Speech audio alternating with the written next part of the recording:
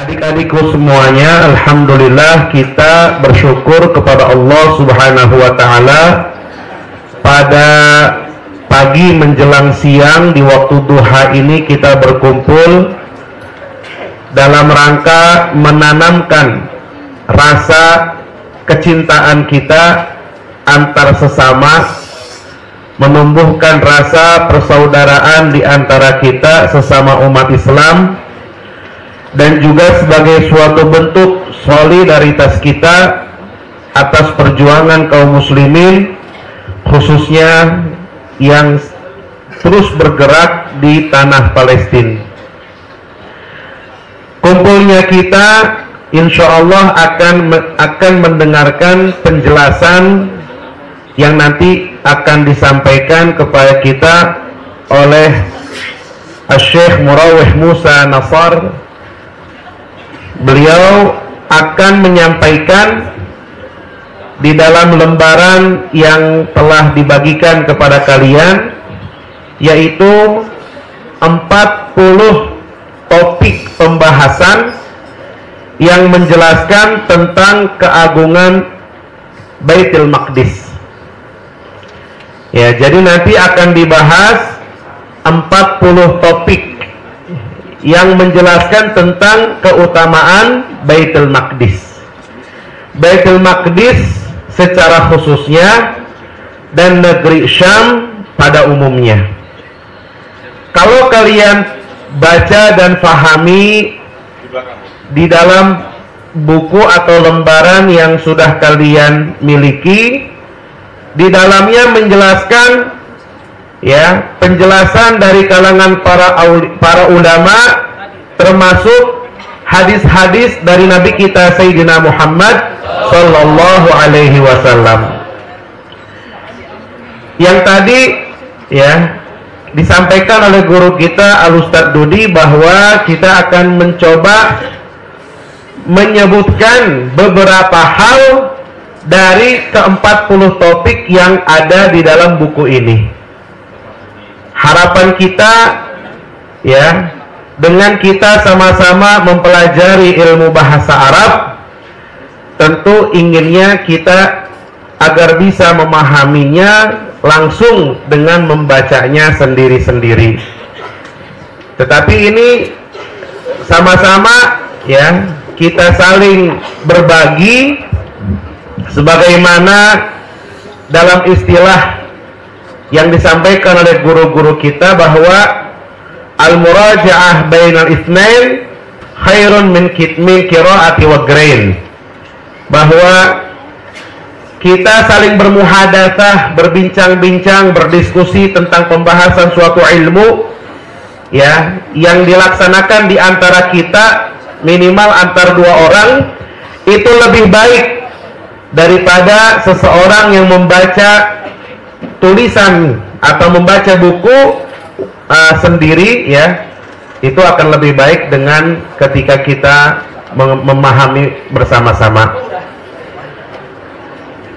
Oke. Yang pertama, topik yang dibahas di dalam lembaran yang kalian pegang itu, silakan kalian buka halaman 3. Bahwa Baitul Maqdis ini adalah mahajar atau mahajir ya, tempat hijrahnya Nabi Ibrahim dan Nabi Lut alaihi wassalatu wassalam. Jadi Nabi Ibrahim dan Nabi Lut keduanya berhijrah dari kampung asalnya, kemudian menempati Baitul Maqdis yang kita kenal dengan negeri Syam. Di sini disebutkan juga tentang hadisnya, namun kita ringkas saja pada intinya bahwa Baitul Maqdis penyebutan secara khusus dan negeri Syam penyebutan pada umumnya adalah tempat para anbiya wal mursalin. Banyak para nabi dan juga para rasul yang diutus oleh Allah Subhanahu wa taala dan menempati yang namanya Baitul Maqdis ini. Ya, itu yang pertama. Yang kedua, Al-Masjidul Aqsa thaniya masjidin wudi'a fil ardi. Bahwa Masjidil Aqsa ya adalah masjid yang kedua yang diletakkan di muka bumi ini. Adapun masjid yang pertama apa? Masjidil Haram. Dalam firman-Nya Allah Subhanahu wa taala berfirman, ya, inna awwala baitin wudi'a lin-nasi lalladzi bi Bakkata mubarakan wa hudan lil alamin. Sesungguhnya rumah yang pertama, yang dimaksud rumah di sini adalah masjid yang diletakkan ya di muka bumi ini, yang ada di kota Mekkah, penuh dengan keberkahan dan memberikan petunjuk bagi sekalian alam. Itu rumah pertama. Sedangkan rumah yang keduanya adalah Masjidil Aqsa. Yang keduanya adalah Masjidil Aqsa. Ya, memang Masjidil Haram tidak dijadikan tempat tinggal.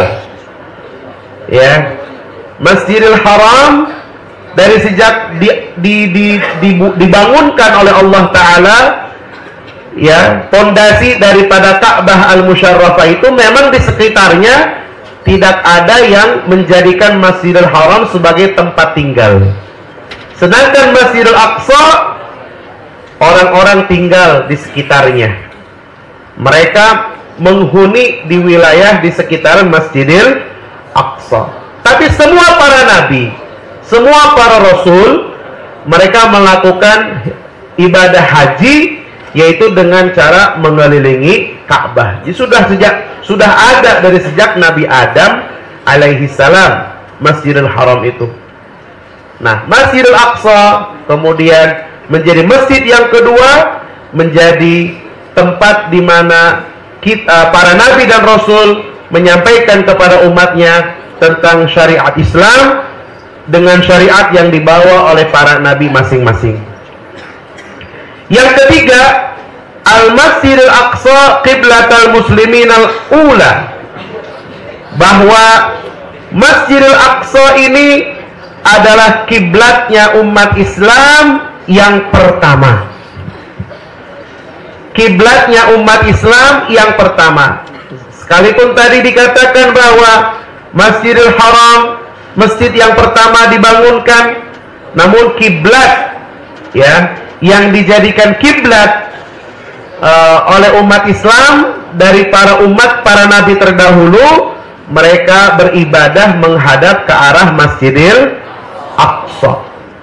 Jadi ada orang yang mengatakan bahwa itu kan Masjidil Aqsa bukan hanya dimiliki oleh umat Islam saja, tapi di sana juga ada tempat peribadatannya orang-orang Yahudi dan juga Nasrani di sana.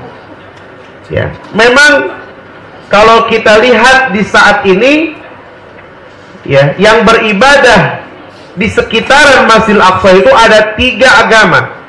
Tetapi perlu kita ketahui bersama bahwa Masjidil Aqsa adalah milik umat Islam, ya, yang dimana menjadi arah kiblat bagi kaum setiap para nabi di saat mereka mendakwahi kepada kaumnya untuk mengesahkan Allah Subhanahu wa ta'ala. Kemudian yang keempat, ya, terdapat penjelasan tentang bagaimana jika ada yang meninggal dunia dan mereka menghadap kiblat ke arah Baitul Maqdis. Diriwayatkan dari Sayyidina Abdullah bin Abbas radhiyallahu anhuma, beliau berkata, ketika Nabi sallallahu alaihi wasallam, ya, ingin menghadapkan wajahnya ke arah Ka'bah, mereka berkata, "Ya Rasulullah, bagaimana orang-orang yang telah wafat dan mereka waktu itu ibadahnya menghadap ke arah Baitul Maqdis. Maka Allah Subhanahu wa taala berfirman, "Wa ma kana Allahu liyudhi'a imanakum." Allah tidak akan menyia-nyiakan keimanan mereka. Ala kulli hal, bahwa siapa saja yang wafat di saat ia masih menghadap ke arah Baitul Maqdis, maka mereka adalah termasuk di antara orang-orang yang beriman. Dan mudah-mudahan Allah Subhanahu wa ta'ala mewafatkan kita semua pun juga dalam keadaan iman, mengakhiri hidup kita dengan kalimat La ilaha illallah Muhammadur Rasulullah sallallahu alaihi wasallam.